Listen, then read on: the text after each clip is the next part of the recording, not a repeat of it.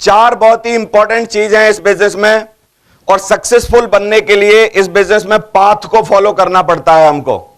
और एक पाथ जो है, सीरियसली पाथ जो इस बिजनेस में बनाया गया है, वो बनता है चार बहुत ही बेहतरीन शब्दों से, जो कि है P फॉर, तेजी से बोलो, patience, A for attitude, T for teachability और H फॉर हॉनेस्टी। ये चार चीजें बहुत ज्यादा जरूरी हैं हमारे बिजनेस में, मैंडेटरी हैं, हमेशा आपको फॉलो करनी पड़ेंगी। हजारों लोगों को मैंने इस बिजनेस में इन चार चीजों की कोई ना कोई एक चीज की कमी से बर्बाद होते हुए देखा है। पहला P फॉर पेशेंस। तो पेशेंस कैसे रहना चाहिए? हर चीज की एक क्या होती है, कोई भी मिनिमम पीरियड होता है। जैसे प्रेगनेंसी है, तो प्रेगनेंसी का पीरियड कितना है भाई साहब? 9 महीना। अब हम में से कोई जल्दबाज है, उसको 4 ही महीने में बच्चा चाहिए, क्या करना पड़ेगा? कोई है तरीका है आपके पास? कैसे करें? तो कम से कम मिनिमम कितने रिक्वायर्ड है? 9 महीना। अगर आपको बच्चा चाहिए तो 9 महीना वेट करना ही पड़ेगा। समझ आ रहा है?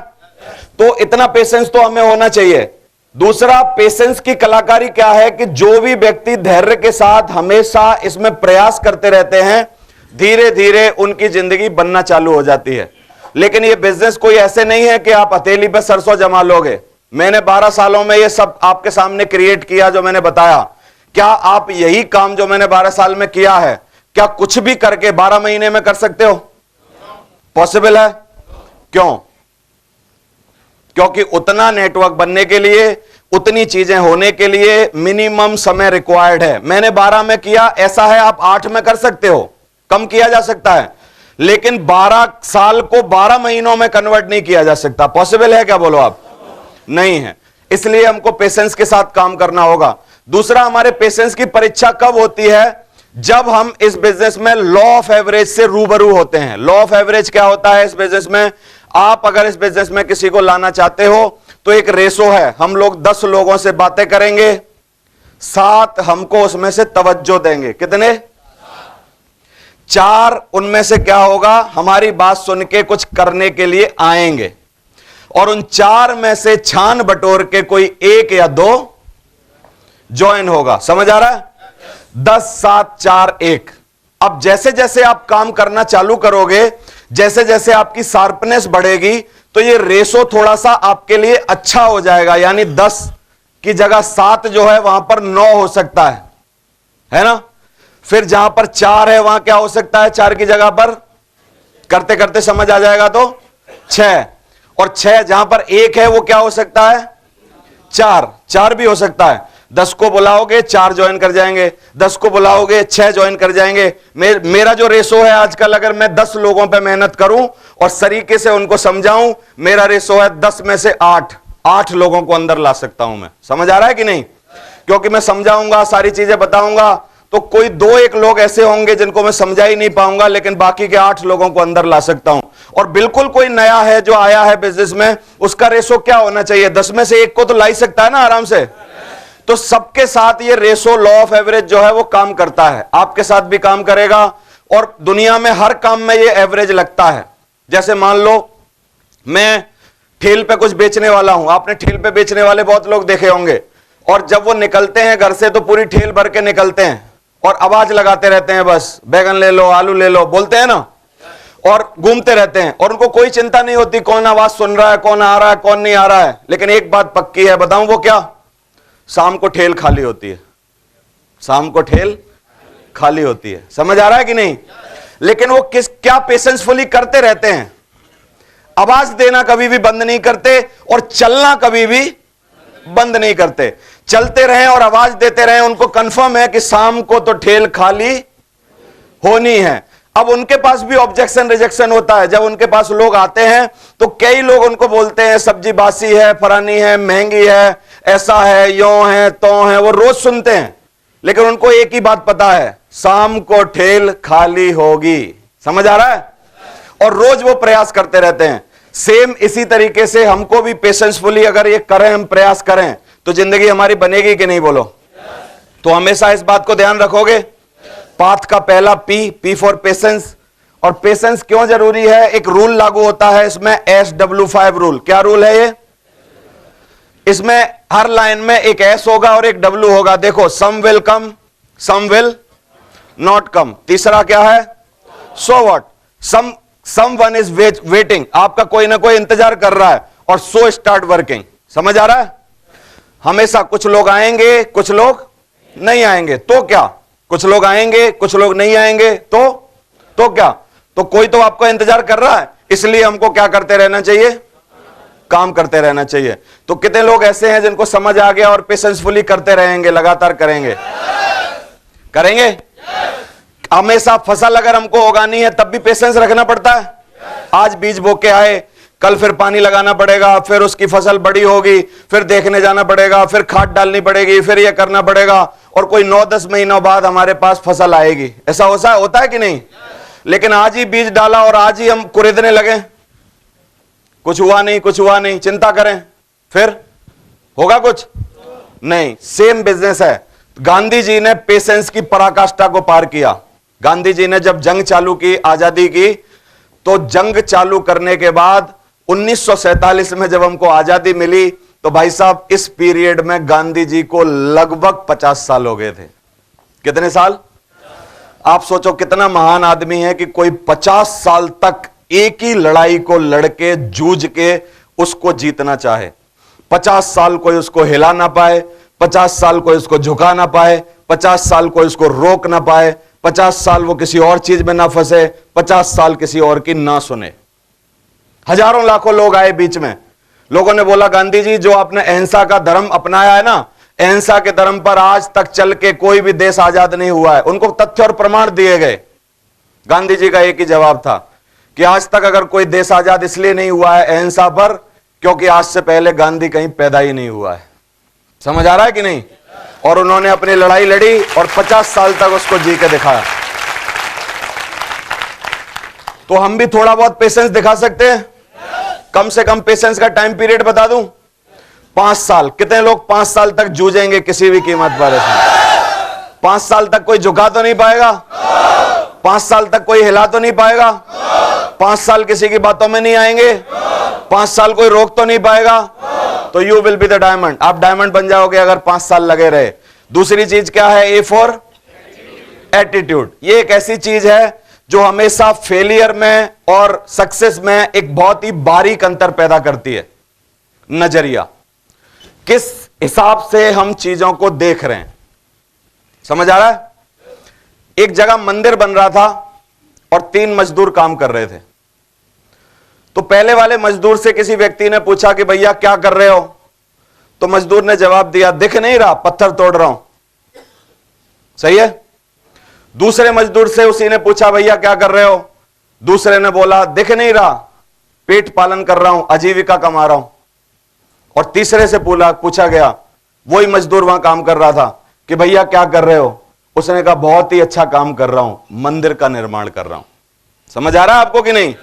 तीनों एक ही काम कर रहे थे, लेकिन नजरिया देखो। एक आदमी किस लिए कर रहा है? पत्थर फोड़ रहा है, पत्थर फोड़ रहा हूं। समझ आ रहा है? दूसरा जी आजीविका कमा रहा है, तीसरा मंदिर का निर्माण कर रहा है। समझ आ रहा है? हम में से भी बहुत सारे लोग जब जाते हैं किसी को जोड़ने के लिए, तो कोई आदमी अपने घर से सोच के जाता है कि चलो एक और को फंसा के आते हैं। हाँ, दिस टाइप ऑफ एटीट्यूड। समझ आ रहा है कि नहीं? दूसरे को अगर पूछो कि भैया कहां जा रहा है, वो बोलता है कि एक जिंदगी बनाने जा रहा हूं। और तीसरे को पूछो तो कहां जा रहा है, तीसरा बोलता है कि डायमंड ढूंढने जा रहा हूं, डायमंड ढूंढने जा रहा हूं। समझ आ रहा है कि नहीं? It's all about your attitude. आपके एटीट्यूड पर निर्भर करता है कि आप चीजों को किस तरीके से देख रहे हो। समझ आ रहा है कि नहीं? तो एटीट्यूड बहुत ज्यादा अंतर पैदा करता है। एक बार 2 दोस्त तैयार होकर इंटरव्यू के लिए तैयार हुए और जा रहे थे, और ऊपर से कबूतर ने बीट कर दी। एक का कोट वोट खराब हो गया पूरा, उसने मुंह सुकोड़ा, रूमाल निकाला, उसने कहा यार ये आज अपशकुन हो गया, और ये मेरा क्या है ना, ये कोट खराब हो गया, अब कैसे इंटरव्यू होगा। बड़ा दुखी हो गया और बीट कर दी, यार गंदा हो गया, अब दोबारा नहाना पड़ेगा, दोबारा कपड़े साफ करने पड़ेंगे, ये वो। बगल वाला दोस्त हंस रहा था। वो उसने पूछा, क्यों हंस रहा भाई? मेरा कोट खराब हो गया, तुझे मजाक सूझ रहा है? उसे बोला, नहीं, मैं ये सोच रहा हूं कि भगवान ने अच्छा किया भैंसें नहीं उड़ती हैं।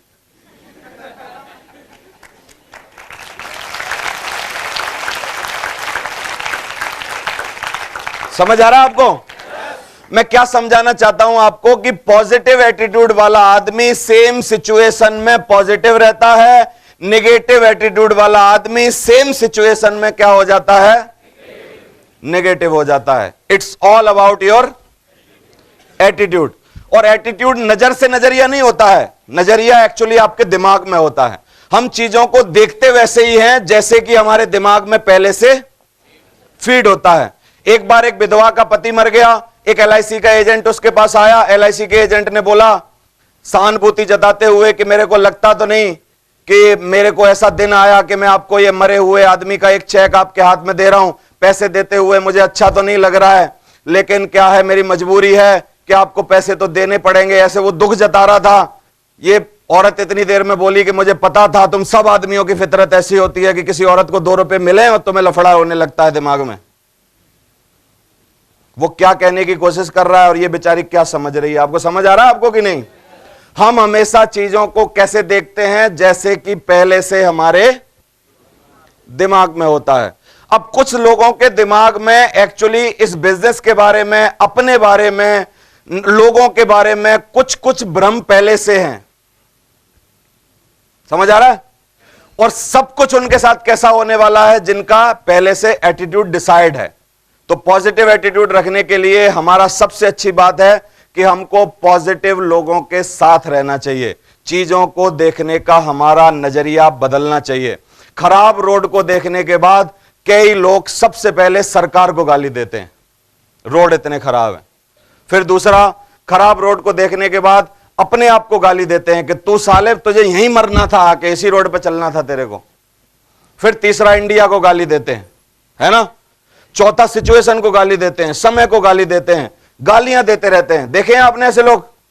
और एक आदमी मस्त मौजी जो होता है, जिसका एटीट्यूड पॉजिटिव है, वो खराब रोड पे खुश होता है। सबसे पहला कारण खुश होने का कि चलो कम से कम आज एक्सीडेंट नहीं होगा, क्योंकि खराब रोडों पे एक्सीडेंट नहीं होते कभी।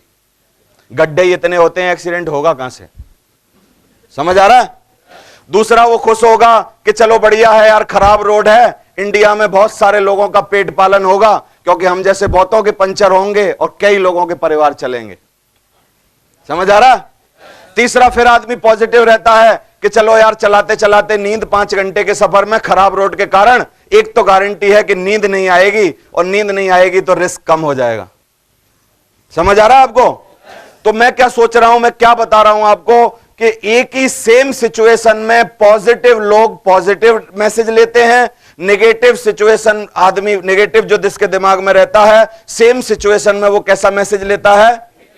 It's all depend on your attitude, कि आप देखते कैसे हो। मैं जब इस बिजनेस में आया तो मैंने इस बिजनेस को कैसे देखा कि ये मेरी जिंदगी बनाने वाला है। मैंने देखा कि ये मेरी जिंदगी में परिवर्तन लाएगा। मैंने देखा कि इसके जरिए से मैं अमीर बन सकता हूं। मैंने देखा यार, भगवान ने मौका मेरे नजर में भेजा है, मुझे इसको किसी भी कीमत पर करना चाहिए।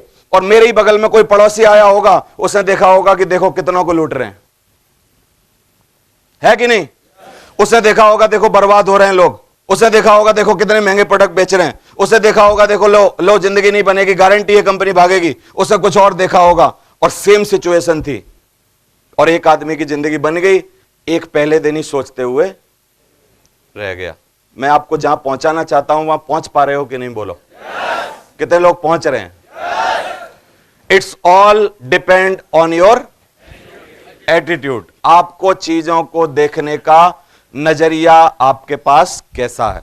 बाटा कंपनी के 2 सेल्समैन बहुत दिन पहले गए, उनको एक सर्वे के लिए भेजा गया, और सर्वे के लिए भेजा नीग्रोस के पास, साउथ अफ्रीका में। साउथ अफ्रीका में एक ऐसे टापू पे भेजा गया जहां पर इससे पहले लोग कभी जूता पहनते ही नहीं थे। समझ आ रहा है? 2 सेल्समैन बाटा कंपनी के गए। एक सेल्समैन ने शाम को रिपोर्ट किया सारी सिचुएशन देखने के बाद कि सर आपने मरवा दिया, कौन से जन्म का बदला लिया मेरे से? मरवा दिया आपने, कौन से जन्म का बदला लिया मेरे से? ऐसी जगह बेच दिया, साला 100 आदमी के पैरों में अगर देख रहा हूं तो एक भी आदमी के पैर में जूते नहीं हैं। और जो आदमी जूता पहनना नहीं जानता, क्या वो बाटा का जूता पहनेगा? समझ आ रहा है? अपने मालिक को उसने ऐसा रिस्पॉन्स किया। और दूसरे आदमी को जब पूछा गया, जो दूसरा सेल्समैन था, उसने कहा भाई तुम्हारे क्या हाल हैं? उसने कहा वेरी मार्वलस सर, ट्रेमेंडस। ऐसी जगह भेजा है सर आपने, एक पैर में जूते गिफ्ट कर दो, 99 आदमी अपने आप खरीद लेंगे दूसरे का देखने के बाद। लफड़ा ही खत्म हो गया सर, लफड़ा ही खत्म है sir. Thank you very much. दूसरे सेल्समैन ने बोला सर एक पीस मेरे को भिजवाओ आप सैंपल में, और मैं दिखा दिखा के सारे पैरों में जूते पहना दूंगा, लिख के दे रहा हूं आपको, आपने इतनी बढ़िया जगह बेच दिया है, यहां बेचने की जरूरत ही नहीं, जूते तो अपने आप बिक जाएंगे। It's all about your attitude. मेरी बात समझ पा रहे हो कि नहीं? It's all about your attitude. तो आपको किस तरीके का एटीट्यूड रख के इस बिजनेस को करना चाहिए? कई लोग घर से निकलने से पहले इस बिजनेस में घर ही बैठे बैठे अपने रिजेक्शन को पक्का कर लेते हैं, और घर बैठे बैठे ये सोचते हैं, खाट पे बैठे बैठे, कि आज पूरे दिन मेरा कुछ होने वाला नहीं है। क्या किसने बोला ये आज इसका कुछ नहीं होगा? है? फिर दूसरा ख्याल आता है दिमाग में, तू कितना ही मेहनत कर ले, तेरा बाप भी गरीब था, बाबा भी गरीब था, तू साले गरीब मरेगा। समझ आ रहा है? फिर तीसरा ख्याल आता है, जब कुछ होना ही नहीं है तो फिर जाना क्यों है, और घर ही बैठा रहता। It's all about your attitude. समझ आ रहा है कि नहीं आपको? और कोई आदमी इतना खुश होकर घर से बाहर जाता है कि चलो एक दिन और मिल गया जिंदगी में, आज जिंदगी बनाता हूं, आज मेरी जिंदगी का निर्माण होगा, कोई एक डायमंड मेरे को आज मिलेगा जो जिंदगी में 5 साल मेरा साथ देगा, चलो जल्दी तैयार हो जाता हूं, 6 बजे उठ जाता हूं, और 6 बजे उठने के बाद रात को 11 बजे तक वो मेहनत करता है। एक आदमी निगेटिव सोच के घर से जा रहा है, एक आदमी पॉजिटिव सोच के घर से जा रहा है। It's all about your attitude. बात समझ आ रही है कि नहीं आपको? तो ये A4 एटीट्यूड जो है वो दुनिया में बहुत बड़ा अंतर पैदा करता है दोस्तों। 100% success depend only your attitude. और एक अच्छी बात और है, एटीट्यूड की स्पेलिंग को, ए को अगर 1 नंबर दोगे और टी को जितने नंबर पे वो आती है, अगर ऐसे नंबर रखोगे तो एक ही स्पेलिंग है अंग्रेजी वर्ड में जिसका टोटल 100% आता है, 100 आता है। एटीट्यूड, आपका नजरिया। समझ आ रहा है? वर्क को काउंट करोगे तो कुछ आता है, लव को काउंट करोगे तो कुछ और आता है, लक को काउंट करोगे तो कुछ और आता है, और जो चीजें आपको लगती हैं, हार्ड वर्क को काउंट करोगे तो कुछ और आता है, नॉलेज को काउंट करोगे तो कुछ और आता है। जब एटीट्यूड को काउंट करोगे तो क्या आता है? 100 आता है, 100। एक बार नजरिया सही कर लो। समझ आ रहा है?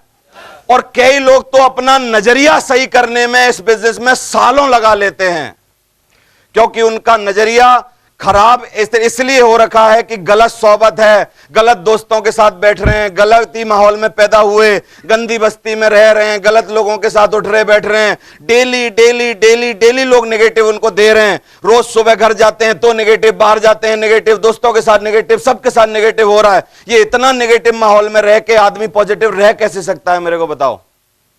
1-1.5 साल हम लोग इस बिजनेस में तुम्हारा फर्मा सेट करने में लगा लेते हैं। पहले दूरदर्शन जब चैनल आता था तो रोज छत पर जाके एंटीना सेट करना पड़ता था कि नहीं? आप बताओ। करना पड़ता था ना। मैं जब भी रंगोली महाभारत मेरे को देखना होता था 1990-95 में, तो मैं ही सबसे घर का छोटा था, मेरे को चढ़ा देते थे, जा जा रात को हवा चली होगी, टेढ़ा मेढ़ा हो गया होगा, कबूतर बैठा होगा, जा चेक कर। और मैं जाके वहां से कह रहा हूं, आवाज लगा रहा हूं, हाँ आई? उसे कहा हाँ थोड़ी थोड़ी आई, और कर, सही कर, थोड़ी आई। समझ आ रहा है? ऐसे ही तुम लोगों का एंटीना हिला हुआ होता है, और 1-1.5 साल में तो हम सेफ शॉप में तुम्हारा एंटीना ही सेट कर पाते हैं, बाकी तो बाद में काम होता है। समझ आ रहा है? तो आज के बाद एक कसम खा लो सारे लोग, खाने को तैयार हो कि अपने एंटीना को हिलने नहीं दोगे और एंटीना पर कबूतर बैठने नहीं दोगे। कितने लोग कसम खा रहे हो? खा रहे हो? ये सब कुछ आपके ऊपर डिपेंड करता है कि आपका एटीट्यूड कैसा है। सही है? तीसरा पाथ है हमारे यहां। पाथ की तीसरी स्पेलिंग है T फॉर टीचेबिलिटी। क्या है?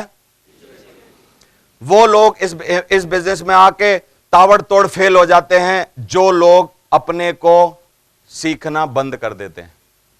क्यों? क्योंकि आपने एकेडमिक एजुकेशन ली, मैंने एकेडमिक एजुकेशन ली, कॉमर्स से पढ़ा, बहुत सारा अकाउंट सीखा, कॉस्ट अकाउंटिंग, टैक्स अकाउंटिंग और इनकम टैक्स सीखा, ये सीखा, अकाउंट बनाने सीखे, टैली सीखी, बहुत सारी चीजें सीखी। क्या मेरा वो सब चीजें इसमें काम आ रही हैं? आप बताओ। कोई मतलब है उनका? लेकिन इस बिजनेस में आके 12 साल पहले मैंने ड्रीम सीखा, ड्रीम कैसे बनाते हैं, मैंने सीखा इस बिजनेस में लिस्ट कैसे बनती है, मैंने सीखा इसमें एटीट्यूड कैसा रखना चाहिए, मैंने सीखा हार्डवर्क करने से क्या फायदा है, मैंने सीखा पॉजिटिव एसोसिएशन में कैसे रहना चाहिए, मैंने बहुत सारी चीजें इस बिजनेस में आके सीखी। तो आप ये बताओ, मेरा एमकॉम तक की एजुकेशन काम आ रही है कि इस वाली एजुकेशन का काम आ रहा है? क्या काम आ रहा है? ये वाली ना। तो आप जो भी डॉक्टर होगे, जो भी तुर्रम खान होगे, जो भी आपने मार्केट में इंजीनियर होगे, जो भी पढ़ा होगा, एमए किया होगा, सब जीरो है, कुछ नहीं है वो। लेकिन यहां जैसे ही आप आते हो, आपका एटीट्यूड लर्निंग एटीट्यूड होना चाहिए। कैसा होना चाहिए? सीखने की चाह आपके अंदर होनी चाहिए, नई चीज सीखने की। और कोई बच्चा भी सिखा रहा हो, शुक्रवार की ट्रेनिंग में हमारे यहां जब आप आओगे, मेरे अलावा काफी सारे बच्चे होंगे। 22 साल 25 साल का लड़का, बहुत ही छोटा सा लड़का आपको ट्रेंड करेगा। बहुत सारे लोग 60 साल के बैठे होंगे, उनकी ईगो अलाउ ही नहीं करेगी उनको कि ये बच्चा हमको कुछ सिखा सकता है। बोलेंगे अरे ये क्या सिखाएगा, इससे ज्यादा जितना इसने दूध पिया है ना, उतना तो पानी पी रखा हमने। समझ आ रहा है कि नहीं? लेकिन यहां वही आदमी इस बिजनेस में हीरो बनेगा। कौन? जो अपने को ऑलरेडी खाली करके आएगा। समझ आ रहा है? खाली बोतल में ही भरा जा सकता है। टीचेबिलिटी अगर आपके अंदर है, सीखने की चाह अगर आपके अंदर है, तो कोई भी एक बच्चा, छोटा बच्चा भी आपको सिखा सकता है कि नहीं? बताओ। और कई लोग दुनिया में कैसे होते हैं जिनको बड़ी अकड़ होती है, उनका एक स्लोगन होता है, उन्हें अपनी छाती पे लिखा होता है I know all. I know all क्या लिखा होता है? और वो बार बार बोलते हैं कि अरे मेरे को बताओगे, मेरे को सिखाओगे, ये सफेद बाल ऐसे ही नहीं हुए, ये ऐसे ही नहीं हुआ है, ये अरे हमें बड़ा तजुर्बा है, अरे हम 40 साल का तजुर्बा, अरे हमें ये है, अरे हमें ये है। उनके लिए मेरा एक डायलॉग है, बताऊं क्या? जो सब जानता है वो भगवान होता है, और भगवान अदृश्य होता है, दिखाई नहीं देता। और जो सब जानते हैं वो थोड़े दिन बाद इस धंधे में भी अदृश्य हो जाते हैं, कहीं दिखाई नहीं देते। क्योंकि जो इतना जानते हैं उनकी जरूरत क्या है? यहां उनको लुप्त हो जाना चाहिए भगवान की तरह। वो सब लोग मेरी नजर में भगवान हैं जो बहुत कुछ जानते हैं, क्योंकि बहुत कुछ जानने वाले को हमेशा आदर की दृष्टि से देखना चाहिए। और वो कभी आपको किसी गली लुक्कड़ पे नहीं मिलेगा, क्योंकि आज तक भगवान के दर्शन नहीं हुए कभी भी। क्योंकि जो सब जान गया उसको तो मानव बन के रहने की जरूरत नहीं है, उसको अदृश्य हो जाना चाहिए। और जो सब जानता है उसको अदृश्य होना जरूरी है। और धंधे में धीरे धीरे वो बचेगा कौन? जो इस बिजनेस में टीचेबल होगा। कितने लोग सीखने की ख्वाहिश रख सकते हैं? बाल काटने का अगर आपको शौक है, आप बाल काटना चाहते हो, बाल काटने का बनना चाहते हो, तो आपको कम से कम 2 साल लग जाएंगे। जाओ जाके सीखो। 6 महीने तो आपको आदमी उस तरह नहीं पकड़ने देगा जिसकी दुकान में जाओगे, क्योंकि वो किसी के गाल कटवाना नहीं चाहता तुमसे। सही है? यानी 10 रुपए की औकात है बाल कटवाने की। जब आप अच्छे बाल काटोगे तो कितने रुपए दोगे उसको? 10 रुपया। 10 रुपए की चीज को सीखने के लिए 2 साल लगते हैं, तो साला करोड़पति बनने के लिए हाथ पे हाथ रख के बैठे बैठे सीख जाएगा आदमी? क्यों? हाथ पे हाथ रख के सीख जाएगा? ट्रेनिंग में कभी नहीं आएगा तो सीख जाएगा? मैं हजारों लोगों को देखता हूं, ज्वाइन कर लेते हैं, लेकिन उनको रोज फोन करना पड़ता है, भाई साहब शुक्रवार को ट्रेनिंग में आ रहे हो? जवाब देगा, अरे हाँ पेट में दर्द है, ठंड बहुत है, पिताजी घर पे नहीं है, बच्चे छोटे हैं, फलाना है, ये है, तो है। इसको कानपुर से उठ के 5 किलोमीटर दूर जहां हमारी ट्रेनिंग हो रही है, ऐसे लग रहा है जैसे दुबई जाना पड़ रहा है। और जो लोग इस बिजनेस में बहाने देते हैं उनका एक ही कारण है, बता दूं क्या? उनके सपने रियल नहीं है, फेक हैं वो लोग। जो बोल रहे हैं वो अंदर से नहीं है। मैं आपको एक चीज बता सकता हूं, जितने लोग बहाने बना रहे हैं, या तो आप जिंदगी में बहाना बनाओगे या तो आप जिंदगी में पैसे बनाओगे, और दोनों चीजें कभी साथ बनने वाली नहीं है। अगर आपको पैसे बनाने हैं, बहाना बनाना बंद कर दो, और अगर आपको बहाने बनाने हैं, पैसे के बारे में भूल जाओ। बोलो क्या करना है? पैसे बनाने हैं।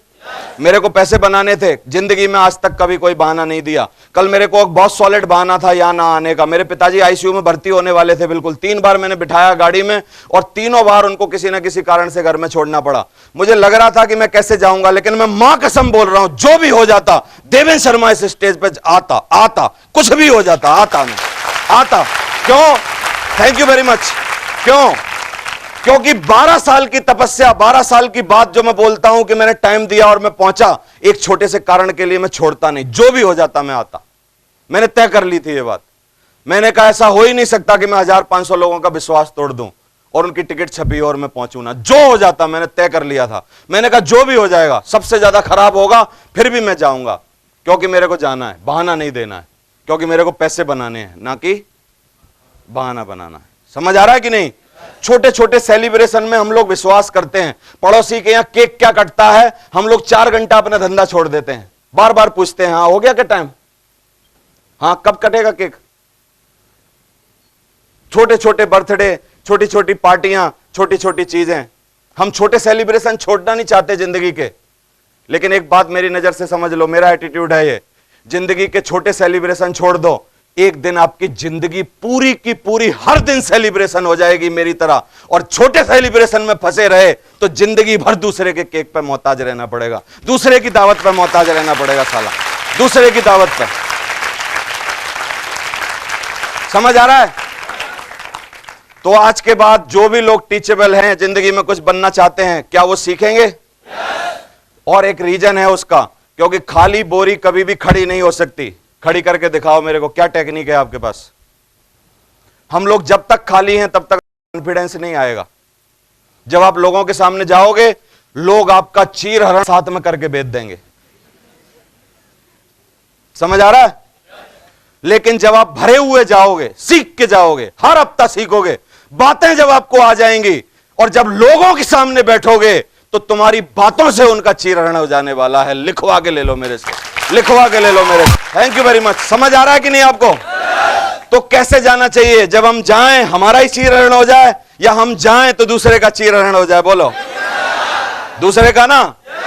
आज जितने भी लोग सीखे हैं, योगेश यादव ने सीखा, कश्यप जी ने सीखा, टीकन सिंह चौधरी ने सीखा, योगेश यादव ने सीखा, अलवर वाले ने सीखा, हरिशंकर ने सीखा, हम जितने 22 डायमंड हैं, हम जितने रेड क्लब लीडर हैं, हमको कहीं भी ले जाओ, कहीं भी ले जाओ, किसी के सामने बिठा दो, एक आदमी की हिम्मत नहीं जो हमारे सामने कुछ बोल दे। एक बात बोलेगा, हम 100 जवाब देंगे, 100, 101 बोलने नहीं देंगे। लेकिन एक आम आदमी जाता है, कोई बोलता है, ये जाता है दूसरे पे मोहर लगवाने के लिए, और ये थोड़े देर बाद अपनी पीठ कर देता है कि भाई साहब तुम अपनी वाली लगा दो, और वो लगा देता है कि तू नाकारा है, तेरी जिंदगी बर्बाद होगी, लिख के ले ले, और मान के सुन के आ जाता है। इट्स डिपेंड्स कि आपकी बोरी खाली है कि आपकी बोरी भरी है। क्या करना चाहिए? क्या करना चाहिए बोलो? कितने लोग भरेंगे इसको? नॉलेज का और कॉन्फिडेंस का चोली दामन का साथ है। नॉलेज अगर कम है, कॉन्फिडेंस आपका लो है। नॉलेज आपकी थोड़ी ज्यादा है, कॉन्फिडेंस, नॉलेज और ज्यादा है तो कॉन्फिडेंस और ज्यादा है। समझ आ रहा है आपको कि नहीं? क्योंकि जितनी जिसको नॉलेज है उसका उतना कॉन्फिडेंस है। दुनिया के किसी भी क्षेत्र में ढूंढ लो, आज सचिन को बल्ला पकड़ा दो, रिटायर के जितने भी साल हो गए हो, मरते दम पकड़ा देना, लेकिन तब भी उसको टेक्निक है कि चौका और छक्का कैसे मारा जाएगा, क्योंकि उसने बाल सफेद नहीं करे ऐसे धूप में। समझ आ रहा है कि नहीं? तो दुनिया में जिस भी क्षेत्र की आपको नॉलेज हो गई, उस क्षेत्र में आपको कॉन्फिडेंस हाई हो जाता है कि नहीं? मेरे को इंजेक्शन लगाना नहीं आता, मेरे को अगर सिरिंज लाके दोगे और किसी के मैं इंजेक्शन लगाऊंगा, सच बताओ मेरे हाथ कांपेंगे कि नहीं कांपेंगे? क्यों क्यों क्यों? क्योंकि आज से पहले मेरे को इंजेक्शन लगाने का कोई भी तजुर्बा नहीं है। लेकिन जब मैं फॉलो अप करूंगा तो कर दूंगा ना। तो आपको इस बिजनेस में अगर कॉन्फिडेंस लाना है, कितने लोग चाहते हैं कॉन्फिडेंस आना चाहिए इस बिजनेस को करने का? तो मैं एक ही बात बोलता हूं, नॉलेज ले लो भाई साहब। हर शुक्रवार को आओ, हर शुक्रवार को आओ और इस बिजनेस को सीखो। और चौथी और लास्ट चीज, H फॉर ऑनेस्टी, ईमानदारी। बहुत लोगों को ईमानदारी भगवान ने दी ही नहीं है। बहाना बनाना इनका जन्म सिद्ध अधिकार है।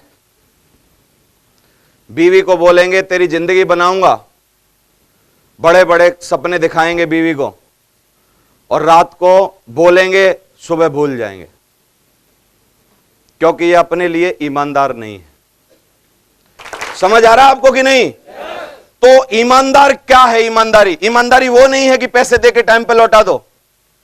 ईमानदारी है अपने लिए क्या आप ईमानदार हो? जो बोलते हो क्या उसको निभाते हो?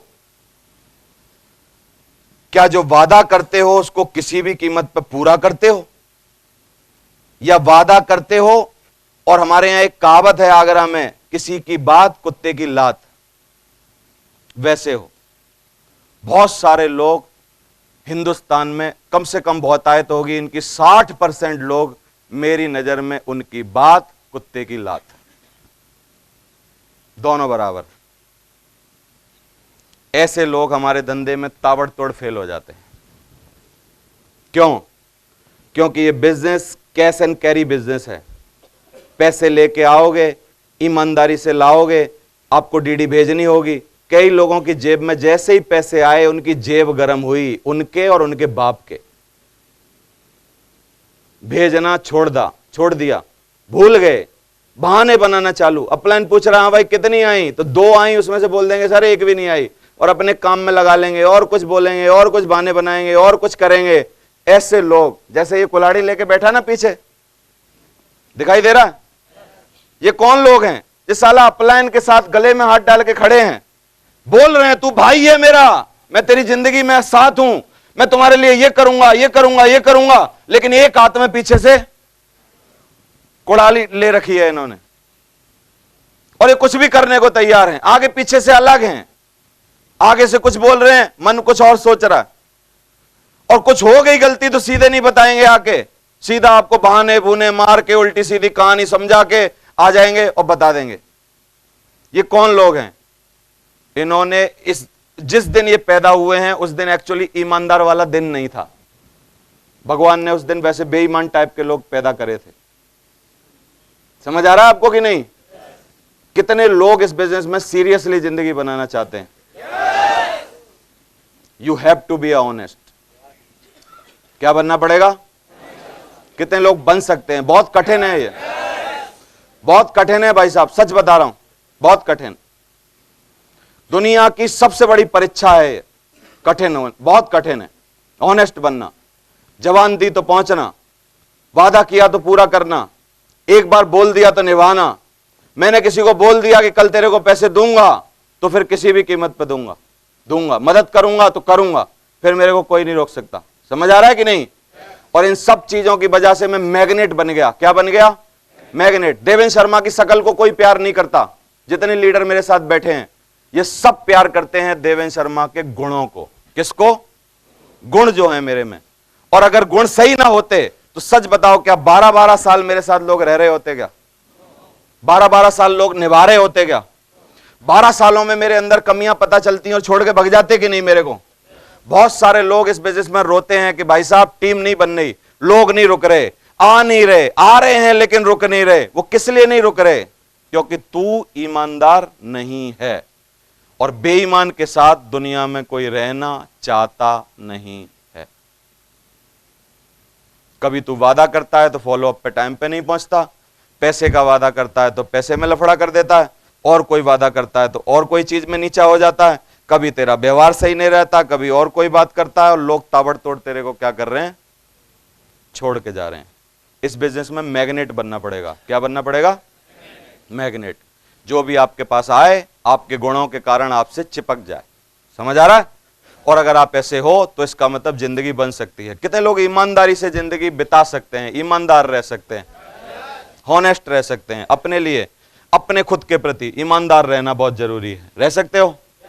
सच्चे सपने जिनके होते हैं वो लोग बदलाव लाते हैं अपने अंदर। कमियां सब में होती हैं, कमियां सब में होती हैं। मैं जब आया था, क्या इस बिजनेस में ऐसा ही था? क्या नहीं था।